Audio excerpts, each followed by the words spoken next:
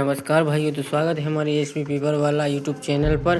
आपका कक्षा 6वीं का पेपर आ गया है। इसमें प्रश्न क्रमांक 1 है, सीधे खड़े होकर की जाने वाली योग क्रियाएं के लिए अंक कौन सा है? इसका ऑप्शन हो जाएगा सी, ऑप्शन सी। कमर के लिए, क्या के लिए है? सीधे खड़े होकर की जाने वाली योग क्रिया।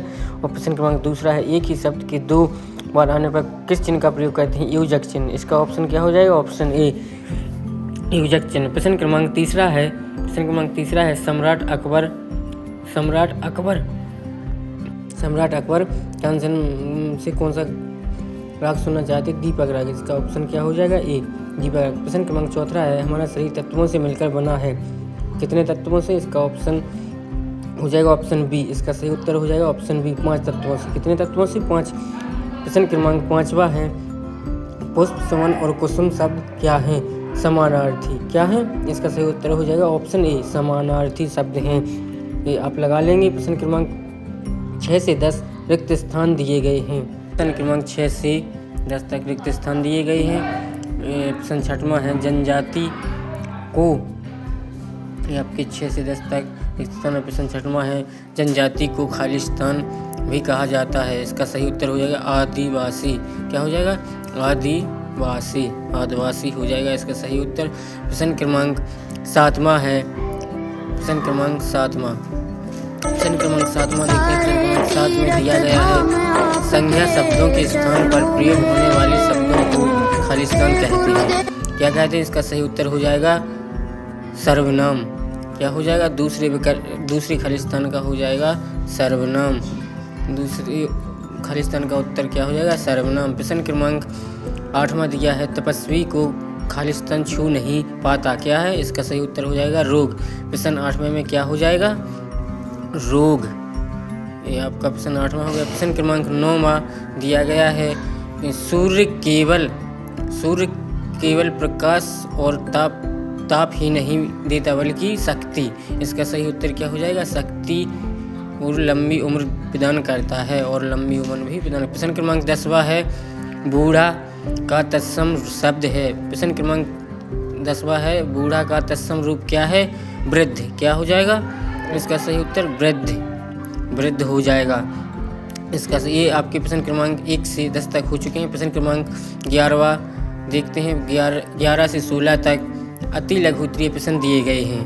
प्रश्न क्रमांक 11 में दिया गया है, विनम्रता का हमारे जीवन में क्या महत्व है? विनम्रता का महत्व आपको लिखना है। प्रश्न क्रमांक, इसके उत्तर हम आपको लास्ट में बताएंगे। प्रश्न क्रमांक लास्ट में बताते हैं। प्रश्न क्रमांक 12 में दिया गया है, यम और नियम कितने प्रकार के होते हैं? क्या दिया है? प्रश्न क्रमांक 12 में दिया गया है, यम और नियम कितने प्रकार के होते हैं? इसका सही उत्तर हो जाएगा कितने? 5 कितने होते हैं? 5 प्रकार के होते हैं। प्रश्न क्रमांक 13वां में दिया गया है, व्याकरण के परिवार में विशेषण का क्या महत्व है? प्रश्न क्रमांक 13वां में ये है। प्रश्न क्रमांक 14 में दिया गया है, जो गाता है वाक्य को एक शब्द में क्या कहेंगे? ये प्रश्न क्रमांक 14। प्रश्न क्रमांक 15 में है, एक प्रत्यय लगाकर 2 शब्द बनाना है। क्या बनाना है? 2 शब्द बनाना है। एक हो जाएगा भारतीय, दूसरा हो जाएगा गणितीय। आपके 2 हमने प्रश्न क्रमांक 15 का बताया। प्रश्न क्रमांक 16 में दिया गया है, प्रश्नवाचक वाक्य किसे कहते हैं? जो प्रश्न